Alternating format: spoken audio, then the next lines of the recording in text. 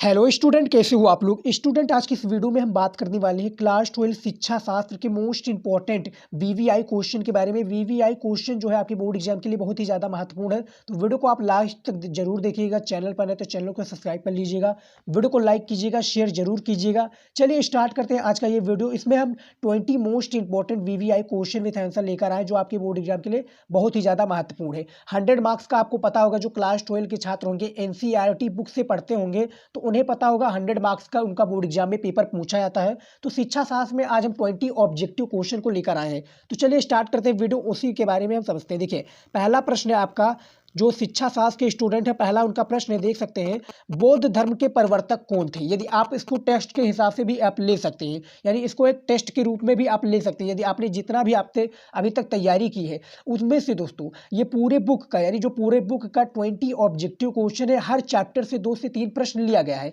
तो आप जाकर बुक से मिला भी सकते हैं यदि आपको संतुष्टि नहीं होती है। नहीं तो आप क्वेश्चन का आंसर आप कमेंट में हमें सारे क्वेश्चन का आंसर आप बता सकते हैं। तो देखिए, पहला जो प्रश्न है, बौद्ध धर्म के प्रवर्तक कौन थे, यानी इनमें पूछा गया है कि बौद्ध धर्म के प्रवर्तक कौन थे। आपके पास 4 विकल्प हैं। जिस प्रकार से आपको बोर्ड एग्जाम में 4 विकल्प दिए जाते हैं, हमने भी आपको 4 विकल्प दिए हैं। देखिए, पहला आपका है महावीर स्वामी, दूसरा है आपका बी वाला गौतम बुद्ध, सी शंकराचार्य या डी ऐश्वर घोष। तो इनमें बौद्ध धर्म के प्रवर्तक कौन थे ये बताना है। चैप्टर 2 आपका है बौद्धकालीन भारतीय शिक्षा, बहुत ही महत्वपूर्ण आपका चैप्टर है। बौद्ध धर्म के जो प्रवर्तक कौन थे सभी को पता होगा, गौतम बुद्ध, यानी गौतम बुद्ध बौद्ध धर्म के प्रवर्तक थे, याद रखिएगा। चलिए अगले प्रश्न की ओर बढ़ते हैं। यदि दोस्तों आपको क्वेश्चन का आंसर आता है तो हमें जरूर बताइएगा कि सर क्वेश्चन का आंसर हमें पता आता है, क्योंकि आप इस प्रकार से आप एक टेस्ट के रूप में भी इसको क्वेश्चन को ले सकते हैं, क्योंकि ये क्वेश्चन बहुत ही ज़्यादा महत्वपूर्ण है और बोर्ड एग्जाम में पिछले कुछ वर्षों से ये सभी प्रश्न पूछे भी जा रहे हैं। देखिए, दूसरा जो प्रश्न है, नालंदा विश्वविद्यालय वर्तमान समय के किस नगर के निकट स्थित था।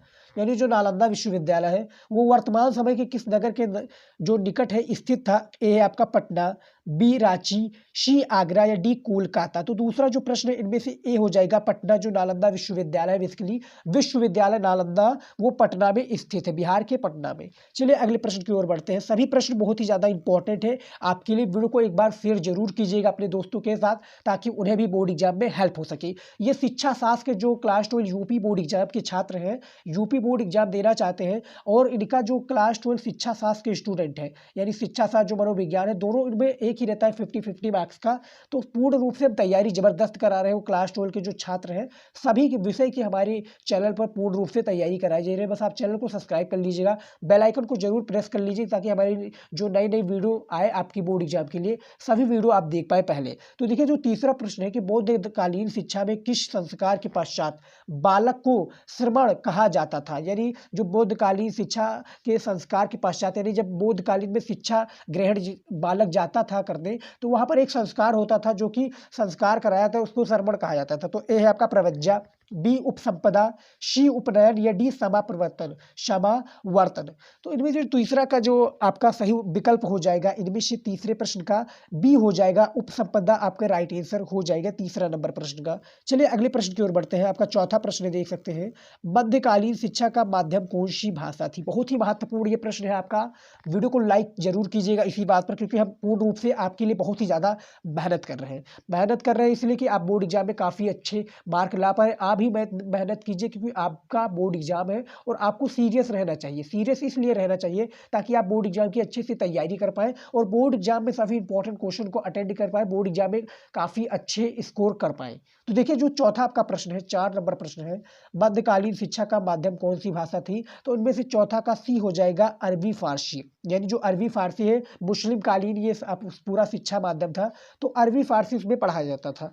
पांचवा आपका प्रश्न है, निम्नलिखित में से मध्यकालीन समय में कौन सा शिक्षा का केंद्र नहीं था। यदि आपका पांचवा प्रश्न है कि निम्नलिखित में से मध्यकालीन समय में कौन सी शिक्षा का केंद्र नहीं था। ए आपका आगरा है, बी जौनपुर, सी मालवा या डी तक्षशिला। तो पांचवा का राइट आंसर हो जाएगा, आंसर डी हो जाएगा, तक्षशिला हो जाएगा, जो शिक्षा का केंद्र नहीं था मध्यकालीन में, यानी मुस्लिम कालीन में शिक्षा का केंद्र नहीं था उस समय, यानी जो बीत चुका है। देखिए उसके बाद में 6 नंबर आपका प्रश्न है, चार्ल्स वुड का शिक्षा घोषणा पत्र कब प्रकाशित हुआ? यानी जो चार्ल्स वुड है, इनका शिक्षा का घोषणा पत्र कब प्रकाशित हुआ, ये आपको बताना है। ए आपका 1813 ईस्वी में, बी 1835 में, सी 1854 ईस्वी में, या डी 1882 में। 4 विकल्प है, बोर्ड एग्जाम में भी आपको सेम इसी प्रकार से दी जाएंगे। 10 क्वेश्चन आपके में पूछा जाता है। जो शिक्षा शास्त्र के स्टूडेंट है उनमें पता होगा 100 मार्क्स का उनका यानी 100 नंबर का पेपर होता है, पूर्णांक 100 नंबर का रहता है, और में 10 नंबर जो होता है बहुविकल्पीय में पूछा आता है। तो बहुविकल्पीय से एग्जामिनर आपका परख लेता है कि किस प्रकार आगे आपने अच्छे कॉपी लिखे होंगे। तो आपको तैयार इसकी जो ऑब्जेक्टिव क्वेश्चन है यानी बहुविकल्पीय प्रश्न है, इसको आप तैयार करके जाइएगा। हम तैयारी जबरदस्त आपकी कराते रहेंगे, बस चैनल को आप सब्सक्राइब कर लीजिए, हमारी रेगुलर वीडियो को आप देखिए। तो 6 नंबर जो प्रश्न इनमें से आपका सी हो जाएगा। 1854 ईस्वी में चार्ल्स वुड ने अपना घोषणा पत्र प्रकाशित किया। चलिए अगले प्रश्न की ओर बढ़ते हैं। देखिए 7वां आपका प्रश्न है, भारत में पहला विश्वविद्यालय कहाँ पर खोला गया था? यानी जो भारत में पहला विश्वविद्यालय है ये बेसिकली कहाँ पर खोला गया था, किस स्थान पर?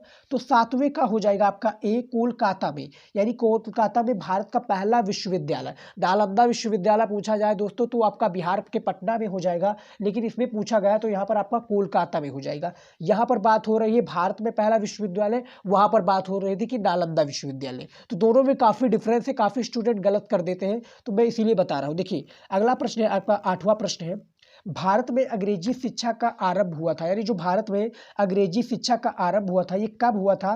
तो 8वें का आपका सी हो जाएगा। लॉर्ड मेकाले द्वारा भारत में अंग्रेजी शिक्षा का जो आरंभ हुआ था इन्हीं के द्वारा हुआ था। चलिए देखते हैं 9वां नंबर आपका प्रश्न है, सभी क्वेश्चन को अटेम्प्ट कीजिएगा और सारे क्वेश्चन को आप एक टेस्ट के रूप में ले सकते हैं, क्योंकि ये सभी इंपॉर्टेंट क्वेश्चन है और तैयारी के लिए काफ़ी ज़्यादा इंपॉर्टेंट है। देखिए तो जो 9वां नंबर प्रश्न है, कठोरी आयोग की नियुक्ति कब हुई? यानी जो कठोरी आयोग है इसकी नियुक्ति कब हुई? तो 9वां नंबर प्रश्न का सही उत्तर आप हमें बताइएगा कमेंट में यदि आपको पता है, और सारे क्वेश्चन का आंसर बताइएगा कि सर हमें इतना आता था, हमने 20 में से इतने क्वेश्चन को सॉल्व करके आपको दिया, हमें क्वेश्चन का आंसर पहले पता था आपके बताने के तत्पश्चात। तो 9वां नंबर में जो कठोरी आयोग की नियुक्ति हुई थी बेसिकली उनमें से डी हो जाएगा, 1964 ईस्वी आपका सही उत्तर हो जाएगा। देखिए 10वां नंबर प्रश्न है, विश्वविद्यालय शिक्षा आयोग के अध्यक्ष थे। यानी जो विश्वविद्यालय है इसके आयोग के अध्यक्ष कौन थे? ए आपका पंडित जवाहरलाल नेहरू जी, बी नूरुल हसन, सी डॉक्टर राधाकृष्णन, या डी डॉक्टर जाकिर हुसैन। तो देखिए 10वें का प्रश्न जो सही उत्तर हो जाएगा सी हो जाएगा, डॉक्टर राधाकृष्णन विश्वविद्यालय शिक्षा आयोग के अध्यक्ष थे। चलिए देखते हैं अगला प्रश्न है 11 नंबर आपका प्रश्न है, शिक्षा का अधिकार विधेयक पारित किया गया। यानी जो शिक्षा का अधिकार है विधेयक ये कब पारित किया गया था? आपके पास 4 विकल्प है यानी 4 ऑप्शन है, इनमें से आपको राइट आंसर सही उत्तर को चयन करना है। तो 11 नंबर प्रश्न का सही उत्तर हो जाएगा आंसर सी, 2009 ईस्वी में शिक्षा का विधेयक पारित किया गया था। जो अधिकार है वो आपको 2009 में हो जाएगा इसका सही उत्तर। 12 नंबर आपका प्रश्न है, बनारस हिंदू विश्वविद्यालय की स्थापना हुई थी। यानी जो बनारस हिंदू विश्वविद्यालय है इसकी स्थापना कब हुई थी? आपके पास 4 विकल्प है, ए आपका 1916 ईस्वी में, बी 1917 ईस्वी में, या सी 1919 ईस्वी में, या डी 1933 ईस्वी में। तो बनारस हिंदू विश्वविद्यालय की जो बेसिकली स्थापना हुई थी मैं बता दूं इनमें से 12 का ए हो जाएगा, 1916 आपका सही यानी करेक्ट आंसर हो जाएगा। देखिए 13 नंबर आपका प्रश्न है, शिक्षा शास्त्र के जो स्टूडेंट है एक बार लाइक जरूर कीजिएगा वीडियो को, क्योंकि बोर्ड एग्जाम के लिए हम आपकी तैयारी जबरदस्त करा रहे हैं। यदि आप जो भी क्वेश्चन का कहेंगे हम वीडियो बनाकर देंगे, बस आप कमेंट जरूर कीजिएगा, शेयर से ज़्यादा जरूर कीजिएगा। देखिए 13 नंबर प्रश्न है, श्रीमती एनी बेसेंट मूल रूप से भारतीय ना होकर क्या है? ए आपका अंग्रेजी थी, बी आयरिश थी, या फ्रेंच थी, या जापानी थी। तो जो श्रीमती एनी बेसेंट थी मूल रूप से भारतीय ना होकर क्या थी? तो 13 का आपका सही उत्तर हो जाएगा आयरिश थी। यानी आयरिश थी एनी बेसेंट जो मूल रूप से भारतीय ना होकर, और भारतीय के लिए काफ़ी कुछ इन्होंने किया है। उसके बाद में 14 नंबर आपका प्रश्न है, देखिए जब तक भारत जीवित रहेगा तब तक श्रीमती एनी बेसेंट की भव्य सेवाओं की स्मृति भी अमर रहेगी। ये कथन किसका है? यानी जो इन्होंने कथन कहा है ये किसने कहा है? आपके पास 4 विकल्प है, जो ये कहा है कि जब तक भारत जीवित रहेगा तब तक श्रीमती एनी बेसेंट की भव्य सेवाओं की स्मृति भी अमर रहेगी। तो ये जो कथन कहा है ये आपका बी हो जाएगा, महात्मा गांधी ने कहा था एनी बेसेंट के लिए। यानी ये जो अपना कथन अपना विचार रखे थे एनी बेसेंट के लिए, तो आप देख सकते हैं। तो 14 नंबर प्रश्न का आंसर बी हो जाएगा सही उत्तर। चलिए देखते हैं अगला प्रश्न, देखते हैं 15 नंबर, वैश्विक शिक्षा प्रणाली प्रणेता है। यानी जो वैश्विक शिक्षा प्रणाली है इसके जो प्रणेता है वो कौन है? ए आपका मदन मोहन मालवीय, बी विवेकानंद जी, सी गांधी जी या डी टैगोर? तो जो 15 का सही उत्तर हो जाएगा, यानी 15 नंबर प्रश्न का आपका राइट आंसर हो जाएगा, आंसर सी हो जाएगा, गांधी जी हो जाएगा, जो विदेशी शिक्षा प्रणाली की प्रणेता थी। याद रखिएगा, ये सभी क्वेश्चन आपके लिए बहुत ही ज़्यादा महत्वपूर्ण है, जो बोर्ड एग्जाम देने वाले हैं उनके लिए तो बहुत ही ज़्यादा महत्वपूर्ण है। हम इसका मॉडल पेपर भी लेकर आए, आप हमारे चैनल पर विजिट करके उसका मॉडल पेपर भी देख सकते हैं, बिल्कुल सॉल्व है आपके बोर्ड एग्जाम के लिए। और यदि आप मॉडल पेपर को हल कर देते हैं तो मेरी गारंटी है 30 से 40 नंबर आप मुफ्त में हल कर देते हैं। यदि आपने यहाँ तक यूपी बोर्ड द्वारा जो जारी किया गया मॉडल पेपर है उसको हल करते हैं शिक्षा शास्त्र में, तो 30 से 40 नंबर आपको इस ऐसे ही मिल जाता है, क्योंकि आपने हल करा और एक आपको अनुभव हो जाता है कि बोर्ड एग्जाम की कॉपी में किस प्रकार से आपको लिखना है, किस प्रकार से आप परफॉर्म करेंगे। तो 16 नंबर जो शांति निकेतन का वर्तमान नाम था, ये क्या था? 16 नंबर आपका प्रश्न है। ए आपका विश्व भारती, बी शांति विद्यापीठ, सी टैगोर विद्यालय या डी गोलकाता विद्यालय? तो इनमें से आपका सही उत्तर हो जाएगा 16 नंबर प्रश्न का, जो शांति निकेतन का वर्तमान नाम था, क्या था? तो 16 का आपका ए हो जाएगा विश्व भारती, यानी विश्व भारती आपका सही हो जाएगा, जो शांति निकेतन का वर्तमान नाम था, यानी बीता हुआ नाम था, अब तो नया नाम हो गया है, तो विश्व भारती इसका सही उत्तर हो जाएगा। देखिए 17 नंबर आपका प्रश्न है, पर्यावरण का जनजीवन से कैसा संबंध है? यानी जो पर्यावरण है इसका जनजीवन से कैसा संबंध है, किस प्रकार से है? ए आपका अनौपचारिक है, बी घनिष्ठ है, सी साधारण या डी कोई संबंध नहीं? तो देखिए बच्चों 17 नंबर आपका प्रश्न है, 17 में देखिए आप दिमाग लगाएंगे तो पर्यावरण का जनजीवन कैसा संबंध है, तो देखिए इनमें से बी हो जाएगा, घनिष्ठ है। जो पर्यावरण का जनजीवन है वो किस प्रकार से घनिष्ठ है?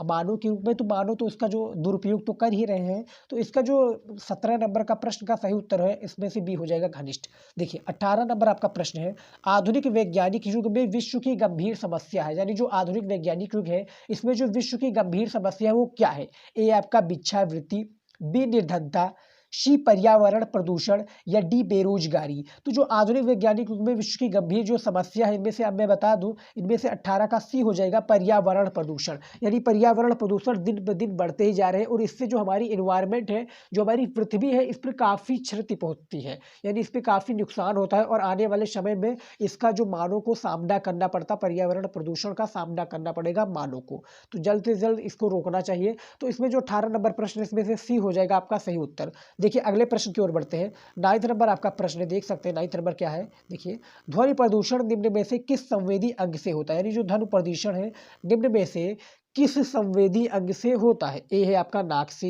बी कान, सी जिह्वा या इनमें से कोई नहीं? तो 4 विकल्प है, चारों में से आपको सही उत्तर का हमें चयन करना है और सारे क्वेश्चन जो 1 से 20 तक आपका प्रश्न है सभी का हमें कमेंट में सारे का राइट आंसर चाहिए कि सर हमने इतने में से इतना सही करके दिया है, और मैं देखूंगा कि यदि आपने 10-20 में से 5 क्वेश्चन या 7 क्वेश्चन का राइट आंसर आपने दे दिया अपने मन से, तो मैं सोचूंगा कि आप तैयारी जबरदस्त कर रहे हैं। तो 9th नंबर जो प्रश्न इनमें से बी हो जाएगा, कान हो जाएगा। सभी को पता होगा कि ध्वनि जो प्रदूषण है कानों से ही फैलता है, कानों से ही इसका संवेदी अंग होता है। उसके बाद में 20 और हमारा आखिरी नंबर प्रश्न है शिक्षा शास्त्र का, जो क्लास 12 शिक्षा शास्त्र के स्टूडेंट है हमारा आखिरी प्रश्न है, विश्व पर्यावरण दिवस प्रतिवर्ष मनाया जाता है। सभी को पता होगा, नहीं पता है तो आप समझ लीजिए कि आप कुछ कर ही नहीं रहे, क्योंकि विश्व पर्यावरण आपको याद रहना चाहिए। तो विश्व पर्यावरण दिवस है, आप इसको कमेंट में आप बता सकते हैं, इसका राइट आंसर हमें कमेंट में चाहिए। जो विश्व पर्यावरण दिवस है ये कब मनाया जाता है, इसका राइट आंसर आप हमें कमेंट में बताएंगे कि सर इस दिन मनाया जाता है। तो ये कुछ 20 ऑब्जेक्टिव क्वेश्चन थे जो आपके बोर्ड एग्जाम के लिए काफ़ी इंपॉर्टेंट थे। तो आई होप ये सभी प्रश्न आप पसंद आएगा।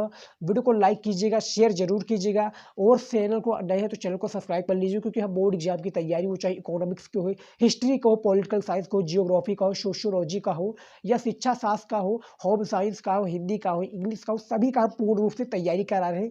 पीडीएफ के साथ आपको हमारे वेबसाइट पर इसका पीडीएफ मिल जाएगा, आप जाकर चेकआउट कर सकते हैं shivam-study-knowledge.com। मिलते हैं दोस्तों नेक्स्ट वीडियो में नए टॉपिक के साथ, तब तक के लिए गुड बाय, जय हिंद। पढ़ते रहिए और बोर्ड एग्जाम से अच्छी सी तैयारी करते रहिए।